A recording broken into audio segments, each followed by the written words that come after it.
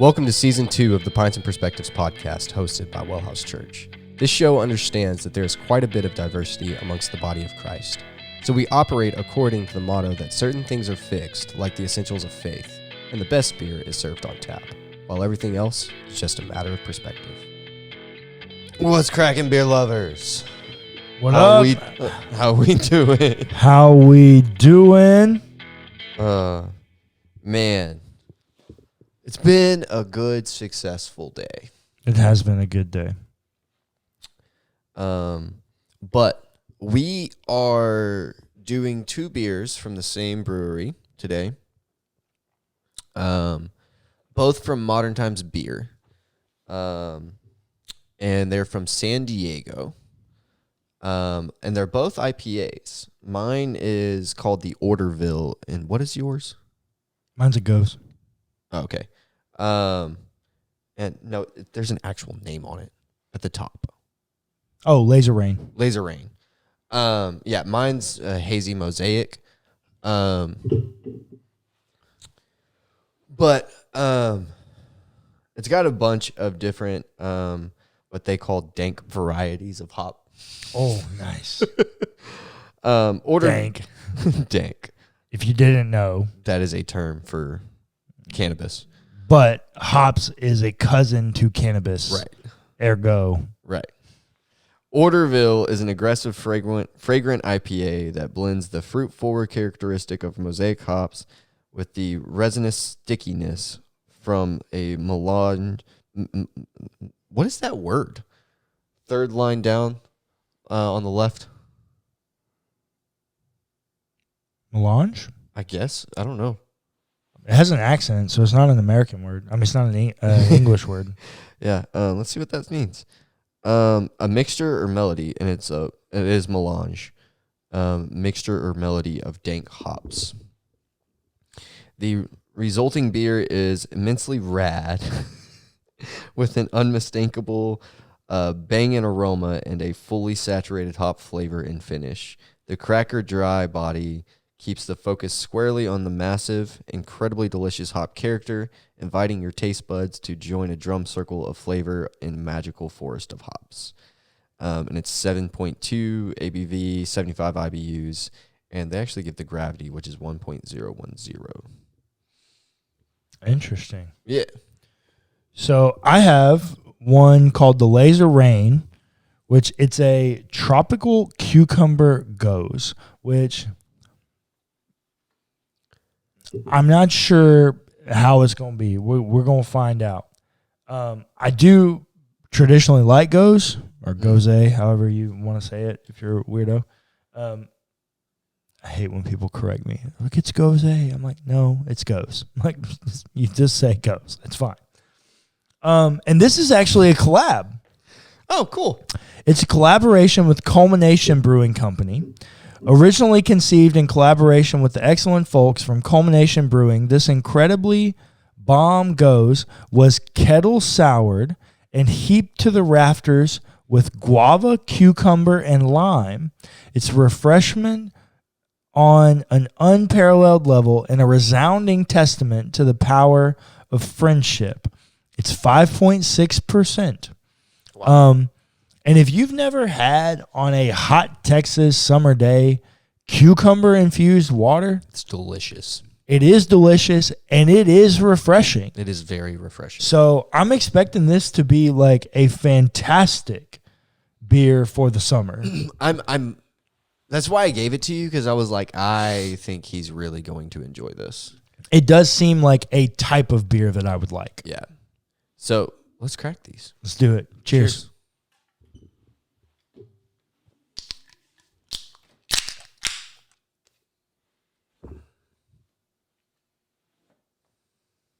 Mine smells like a traditional hazy. Just like right on the nose. Oh, yeah. Oh, that's fantastic. Oh, Fruity, floral. Yeah. That's delicious. mine's outstanding. I feel like it is. I could not have pictured it any better for what it is. Yeah. I figured it was going to be fantastic. And I was like, Cullen's really going to enjoy this. And that's why I just passed it right on to you. If I had one critique, Okay. and this is just traditionally true with Go's style beers, they always end up a touch sweet for me. Just a touch too sweet. Everything else, perfectly spot on. I mean, this is a really good beer. I will be drinking it again. It may... Can you get them in 6-packs? Not at the HEB that we have. If I can find it in 6-pack, that might be one I keep around like on the reg through summer. Wow. Because it really is that kind of crisp, refreshing Right. beer. I'm going 7.9. It is really good. Yeah, so I'm really enjoying mine. It's fruity, it's floral. It's not like fruit adjunct fruity, just to be clear. It is fruity from the combination of hops or the melange of hops that they use, which they list them all back here, actually. Mosaic, Simcoe, Yukonot, Sultana, Eureka, and Nugget. And that blend of hops lends itself to this fruity kind of floral, slightly citrus kind of thing. It's really fantastic. I'm probably sitting like 7.7. Oh, okay. Like 7.6, 7.7. It's up there for me in like it's up there in some of my favorite IPAs. Does yours tell you what malts it uses? Nope. I don't have malts here. Nope. 2-row rolled oats and white wheats. Okay. Yeah, so mine gives me all the adjuncts and the malts. Yours gives you the hops and the malts. Mm-hmm. Mine uses 2-row as well, which American 2-row malt is a very common malt. Yeah. It's a base malt for most beers. Yeah. But then I get a wheat malt and a flaked wheat. Interesting. I got rolled oats instead of flaked wheat. Yeah. And it's really light in color, which, I mean, you would expect from those malts. All right. Cool. Good job. Modern Times. Good job. I really This is good beer. Yeah, I really enjoy it a lot. All right. Let's talk some more about the Trinity. Let's do it. Now, Clayton. Yes. Did you notice that Ben and Randy, immediately out of the gate in this next section, one of the things they have to point your attention to is the way in which the Enlightenment has affected the trajectory of Trinitarian thought and conversations? You absolutely had to do that. Like, there's no way you have this conversation without talking about the Enlightenment period. Well, and it's because it has massive ramifications for the way in which that shapes the trajectory of what happens with Trinitarian thought and conversations, because it gives rise to something called deism. Yep. Of which, if you didn't know what deism is, I'll explain it to you in just a minute. But deism is 100% prevalent today in American churches. Overwhelming. I would say that a majority of people who identify as Christians are deists, specifically given over to moralistic, therapeutic deism. Yep. What does all of that mean? The most common analogy, metaphor, example of deism is that God is the eternal clockmaker. Right. And God made a beautiful granddaddy clock, and because God is a perfect master craftsman, God made it, wound it, and set it in motion, and never had to touch it again. And so because of that, God is creator God, but God is not immanent God. Right.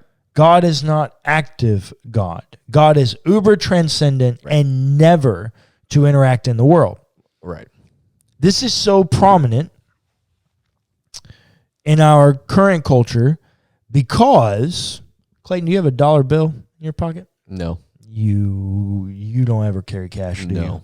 Yeah, I normally carry cash. In God we trust. In God we trust. Yeah. It's on coins, every too. it's on every piece of currency we have in America. In God we trust. I 1000% can assure you they were not talking about the Christian God. They were talking about a deistic God. Yeah. As evidenced by Thomas Jefferson's Bible. Right. If you do not know, you can go buy a copy of Thomas Jefferson's Bible. And when you do, you will realize It is a very different story, and do you remember what the main difference about it is?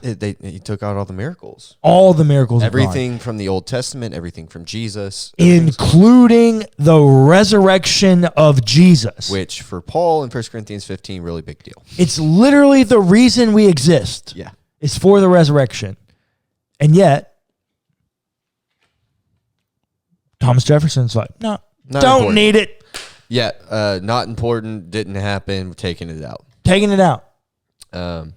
Yeah, the way that, and to continue with this, the reason deism is important in this conversation for that, and the immanent transcendent piece, but also the way they say it, I loved. Deism served as a halfway house to atheism, one who could hold to the idea of a self-sufficient and self-operational world and still hold on to the idea of a God who rewards genuine morality after the world runs its course.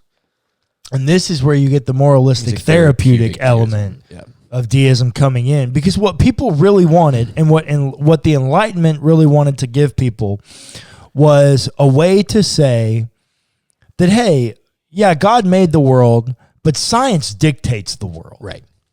That's what deism gave you. Right. God made it and set it in motion, and therefore he placed in the scientific structures that operate the world. Right. But now it does its own thing. We do our own thing, and God kind of leaves us alone. Which God did set up these scientific structures, but doesn't mean that he just also left it to be. Right. No. He's still, or I at least believe he's still actively involved. Yeah, me too. Yeah. 1000%. So, and then they go into some conversations about the main approaches to Trinitarianism. So I'm excited for this part. Go ahead. Why? I'm just, I will explain when I get there. Okay. Just go ahead. So there are three main approaches that they bring up. The first they call the traditional Trinitarian approach, as found in Augustine and Thomas Aquinas. Mm-hmm. And the summary of this is that it's one God, or one God is also three persons. Right. That's the kind of standard language around the Trinity. Right. The second one is an approach that avoids using the language of persons. Yeah. As found in Barth and Rayner. And the summary is the one personal God existent as Father, Son, and Spirit. Now, interestingly, in that one, and I don't know, I've never read Karl Rayner, so I don't know him specifically. Karl Barth spends a ton of time trying to prove to you that he's not a modalist. Mm-hmm. But he doesn't want to use the language of person because if for him it feels too disconnected, it feels too separated from the one nature. Right. So he wants to use the word mode. Right. Even though he's not a modalist and knows all the controversies around using that word, he wants to use that word. The third one is the social or relational Trinity, which is embodied in the work of Jürgen Moltmann. This is my favorite way of thinking about the Trinity. Yes. I'm just going to read the entire passage, the entire paragraph. Social Trinitarians like Jürgen Moltmann affirm that the Father, Son, and Spirit are persons who are capable of relationships pictured in the New Testament. They struggle to maintain the unity of the Trinity, appealing more often to perichoresis, the mutual indwelling or interpenetration of the members of the Trinity, rather than an abstract shared nature. Each person is present and shares the work of the other persons. The unity of God is protected in the shared identity, work, and love of the persons. So I made a big step in my deconstruction whenever I was reading this passage, like reading this page 67. Okay. Why? So the traditional, I'm getting there. Oh, okay. The traditional Trinitarian approach, like, cool, it's there. You know, it's the one we all know. It's the one that you all know. I honestly just kind of skimmed that. I didn't even. I looked at it. I knew exactly what it was talking about. Okay. And then the approaches avoiding persons section here. That's the Karl Barth That's section. the Karl Barth and Rayner section. I kind of skimmed over that too because I kind of knew what they were getting at. And funnily enough, I still find myself like in this position sometimes where I want to avoid using the term persons. Why? Not because it like I want to lean more towards like a modalistic, also not kind of position, but because it relates us to God too much. We talk about each other as persons, as people. God right? talks about himself as person. Where? In Jesus. Okay, yes, in Jesus, but not in the Trinity piece, right? I still find myself wanting to go to a transcendent God, like lots of times. You still I still find myself naturally going that way. Oh, okay. So yeah, you would definitely be in the Bart the Bart category. Just because my brain has been wired to want to put God in a transcendent place. Yeah. I just find myself going there. Yeah. And then I was like, then I started reading the Social Trinity. Also knew this already. But whenever I was able to look at these two positions side by side and compare them, I realized that I do that I still want to put God in this transcendent place. Yeah. And I'm like, I need to work on that in my own brain and figure out why I still want to put God there. Well, and look, let's also not pretend that Karl Barth is not a magnificent theologian. Needed to be here. And if you listener don't find yourself in my place where you're like a social Trinitarian panentheist, right? And you need a transcendent God, more power to you. Right. Karl Barth is a fantastic theologian. Absolutely. Who I will spend many a beer drinking with in heaven, asking him questions about God, and why he thought the things he did and how he wrote so much and all of these things. Honestly, Karl Barth would be somebody that would be fun to have a beer with. Oh, yeah. That'd be a lot of fun. I will drink many a beers in eternity with Karl. Yeah. Actually, the final sentence in this section is my favorite sentence in the whole section. Oh, yeah. These debates, meaning these three ways of interpreting the Trinity, show that affirming orthodox boundaries does not stamp out ongoing debates about theology. I really do want us to say that on the podcast because we do live in a society where, like, when you start talking about creeds and and the Trinity, people think that there's only one way to believe that. Yeah. And still, quote unquote, be faithful to an Orthodox Christian viewpoint. There's not. There's many ways, of which I don't even think we're done coming up with ways. Yeah. Well, it's the whole idea that the Trinity is so complex and complicated that there's no way there's only three viewpoints to this. No. Right? If we can confine ourselves to these three viewpoints or to even just one, I feel like we're missing a large piece of the puzzle. Well, and that's their next point about all these metaphors and examples that are used for the Trinity. They say the following analogies are common. A woman that is a daughter, a mother, and a sister, H2O as water, ice, and steam, 3 people sitting around a table, an egg with yolk, egg white, and shell, fire, light, and heat, mind as remembering, understanding, and loving, 3 notes in a chord, 3-leaf clover. Each analogy has strengths and weaknesses, but if you push any one of these analogies to their logical ends, they actually end up supporting one of the heretical positions.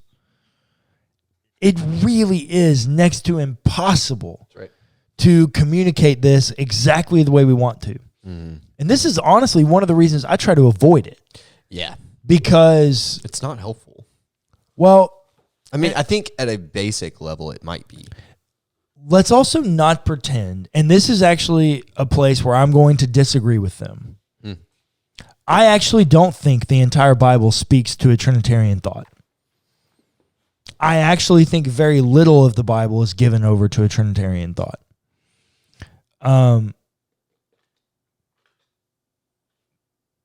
But I think when you look at the picture as a whole, it's easy to see. It's easy to see. Yeah. But each individual biblical author, I don't think every single one of them had Trinitarian thought. I don't think it was even on their horizon. I don't even think it's a question they're asking, especially in the Old Testament. I don't think anybody's thinking in terms of the Trinity because everybody's thinking in terms of monotheism. Right. The Shema. Right. One God. Yeah. Everything is about monotheism. And so, not that Trinitarian thought isn't monotheism, though. Correct. But nobody would be thinking in these philosophical ways of persons and one God, 3 persons. Yeah, interacting and homoousia, the the same nature, Yeah. and nobody's thinking about these things in that way. Just not a soul is. They know Yahweh. Correct. Right. That's it. That's all they know. That's it. And they know that God, Messiah is coming. The Messiah is coming, also which they didn't expect to be God divine himself, in that way. And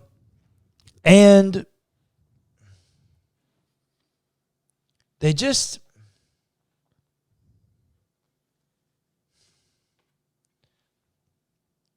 they know that God exists and that God is active in the world. But outside of Yahweh, they know celestial beings. Right. They know an enchanted world. Right. Not a world of deities. Right. That's a very different thing. The Bible, I do not believe the Bible is advocating for any kind of henotheism, that there's many gods. The Bible is very clear in constantly calling out false gods, while acknowledging that celestial beings and spiritual forces outside of God exist, of which there is a cosmic evil that persists. That is a very different statement than saying there is a plurality of deities. Right. Nowhere in the Bible is it saying that. Yeah. The next thing that I want to spend some time on, and I think this is probably the heart of the chapter for me, is they have a section here titled, "Where do we get in the end?" And I'm just going to read a little bit. We begin with mystery, and it's important to return there. As the saying goes, truth is often stranger than fiction. God is more complex and interesting than we ever imagined. And this is just the first chapter in our exploration of his interaction with us and the world. As a short summary of the Trinitarian doctrine, we return to this. God eternally exists as 3 persons, Father, Son, and Holy Spirit, who each equally share one divine nature. The way in which you have those 3 persons or modes interacting with one another will dictate how you come up with that sharing of a divine nature. But whether you have a perpetual give and take between each of the persons, or whether or not you have like one big deity glob with the three persons existing inside that bubble, and that bubble encompassing the whole world, like however you want to come up with it, there are lots of different ways that you would think about that. But no matter what, if you're affirming the Trinity, even if you're like me and in a category that like is not a historical position, it's a much more modern position, you're still going to be operating according to this summary. And then this is what they say. In this, the summary, we affirm both unity and distinction. God is one in nature, three in persons, or we might say one what and three whos. Each person is fully and truly God. We spoke before of how the Father generates, the Son is generated or begotten, and the Spirit proceeds. These important distinctions related to the immanent Trinity, how God exists timelessly outside creation, arises from the biblical passages. Now, I want to say, this can get confusing. We talk about transcendence and immanence. In a conversation about the Trinity, you're talking about immanence and economic. Mm-hmm. An immanent Trinity is a transcendent God. Right.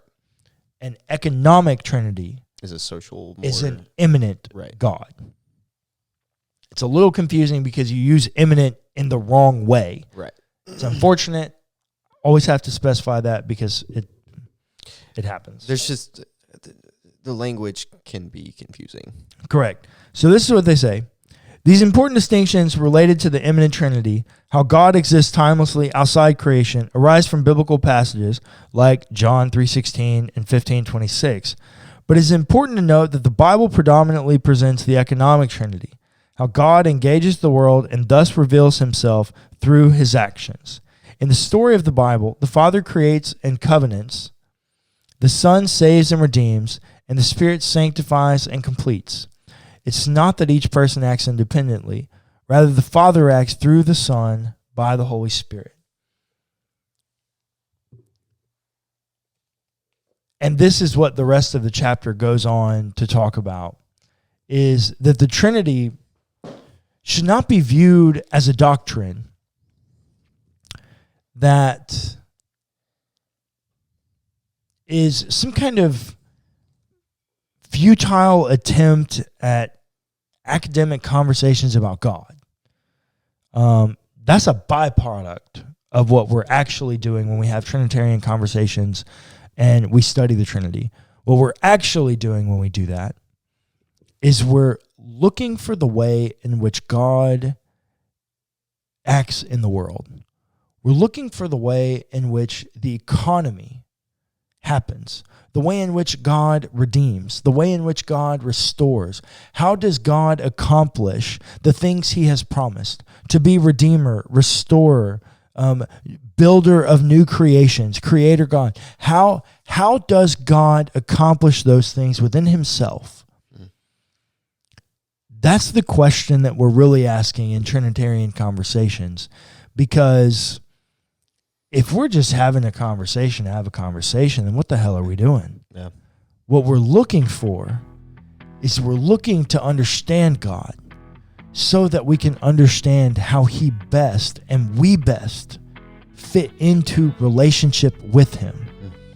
When you have conversation about the Trinity, if your mind is not on the economics of the Trinity, you have missed the entire point. Thanks for listening to the Pints and Perspectives podcast hosted by WellHouse Church. Be sure to give us a rating and a review if you enjoyed the episode. It's free and it helps us immensely. Also, feel free to check out our other podcasts.